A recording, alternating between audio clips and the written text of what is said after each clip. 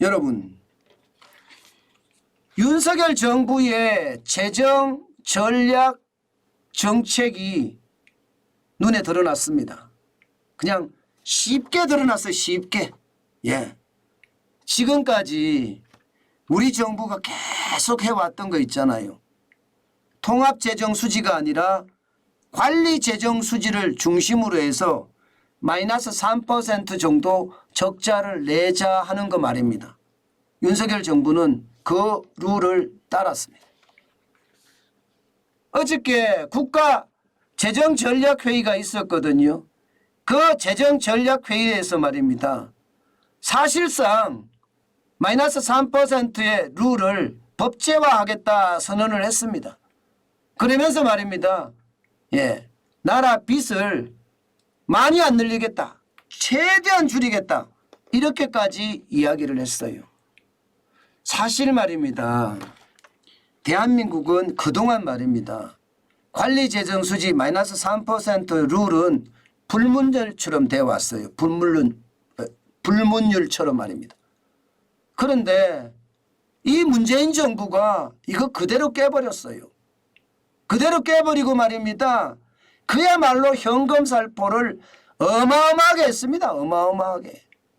그러니까 여러분 보세요. 지금 관리재정수지 기준으로 보면 지금 2022년 현재가 마이너스 5.1%예요. 마이너스 5.1%. 충격적이라는 거죠. 굉장히 충격적이라는 거죠. 문재인 정부 들어와서 이게 장난이 아니게 떨어진 거예요. 그러니 나라 살림이 어떻게 됐겠습니까? 거들났죠. 거들났습니다. 2022년 올해 실제 나라 살림을 나타내는 관리재정 수지가 마이너스입니다. 110조 8천억 원이나 됩니다. 이게 나라입니까? 이게 나라라고 생각할 수 있어요? 예, 빚덩이지 빚덩이. 빚덩이지 나라가 아니에요. 여러분 생각을 해보세요. 한 해 예산이 올해 예산이 여러분 607조 7천억 원입니다. 607조 7천억 원인데 거기에 6분의 1이 넘는 돈이 예 적자다. 이게 나라입니까? 이거는 여러분 진짜 꼼꼼하게 사는 예 이 뭐 가게라든가 기업이라든가 이런 사람들이 보면 저 나라 망했어 이제 이렇게까지 이야기할 수 있는 수치예요. 그 정도로 말입니다. 나라를 망조들게 만들었습니다. 얼마나 망조들게 만들었느냐. 여러분 보세요. 문재인 정부가 지난 5년 동안 쓴 돈만 415조 5천억 원이에요. 그야말로 어마어마하게 뿌렸습니다. 도대체 이 돈 누가 가져간 겁니까? 노무현 정부 때만 하더라도 143조 2천억밖에 안 됩니다. 이명박 정부 때 180조 8천억밖에 안 됩니다. 박근혜 정부 때 170조 4천억밖에 안 돼요. 전부 다 위기가 있었다고 이야기합니다. 노무현 정부 때는 카드 사태가 있었고요. 이명박 정부 때는 글로벌 금융 위기가 있었고요. 박근혜 정부 때는 남유럽의 재정 위기가 있었습니다. 코로나 위기 있었다고 415조 5천억 썼다고요? 이것은 여러분 결국 표가 뿌린 거예요. 미친 짓을 한 겁니다. 미친 짓을. 제가 오죽했으면요. 이거는 망국죄다. 망국범죄다. 망국적 범죄다. 제가 그렇게 이야기했잖아요. 돈을 이렇게 풀어 쓴 정부는 단 한 번도 없습니다. 그동안 모든 정부들이 아껴 쓰고 모아놨던 돈을 한꺼번에 다 털어 쓴 거예요.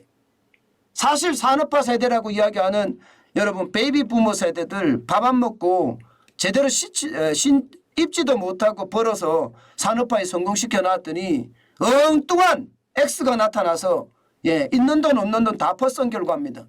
그러니 나라야 빚이 뭐 어마어마하겠죠. 그러면서 자기네들도 신용을 했어요. 쇼를 했어요. 쇼. 이 쇼예요. 이 쇼. 예. 한국형 재정 준칙을 정한다면서 별쇼를 다 했습니다. 별쇼를. 예. 그것도 2025년부터 적용한대요. 2025년부터.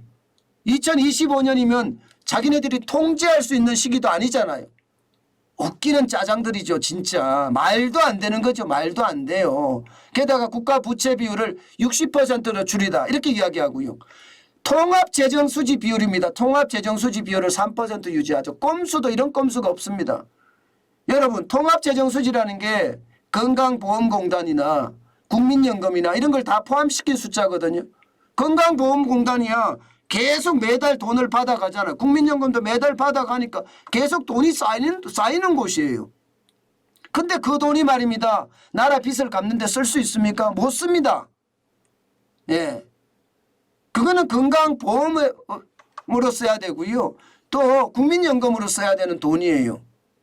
예. 그런데 그거를 포함시켜서 통합재정수지로 해서 3% 하겠다. 통상적으로 말입니다. 통합재정수지를 하면요. 예. 관리재정수지보다가 한 2, 3% 적어요. 적어요. 예. 그래서 꼼수를 그렇게 쓴 거예요. 사실 유럽은요, 여러분, 이게 적립식이 아닙니다. 무슨 말이냐?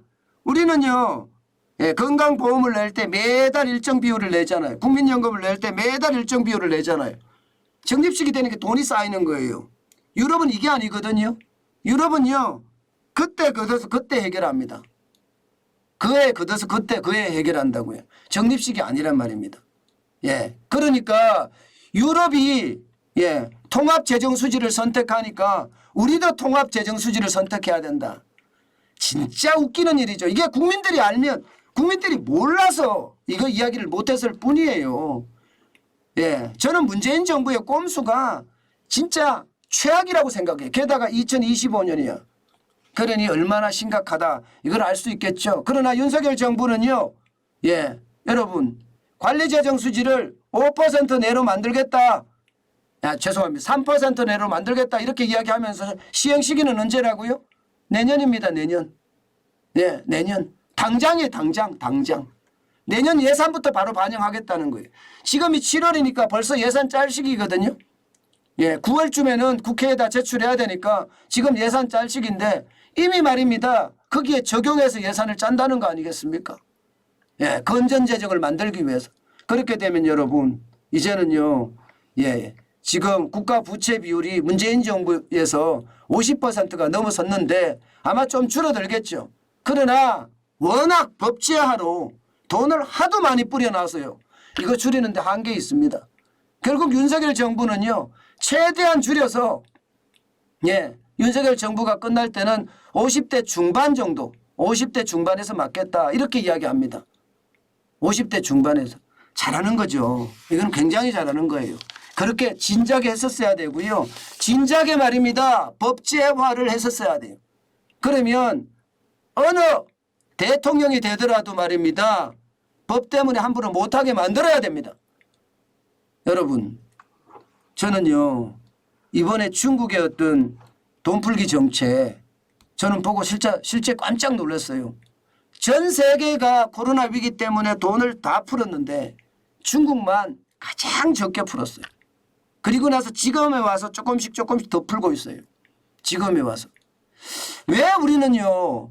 예, 왜 우리는 예, 독립적이고 또 대한민국만의 경제정책을 취하지 못한 걸까요? 저는 그런 걸 보면 참 안타까워요. 도대체 예, 문재인 정부에서 독립적인 경제정책이 뭐가 있나? 우리만의 특화된 경제정책이 뭐가 있나 들여다봐도 볼 수가 없어요. 없으니까. 앞으로 말입니다. 대한민국이 진짜 대한민국다워지려면 대한민국이잖아요. 그죠? 대한민국다워지려고 그러면요. 예. 바로 우리만의 경제정책을 가지고 예. 전 세계 패권 국가들하고 경쟁을 할 수 있는 그런 시대까지 와야 됩니다. 저는 윤석열 정부가 건전재정을 만들겠다. 이 부분에 대해서는요. 예, 가장 강력하게 지지합니다. 그래야 될 것 같고요. 예.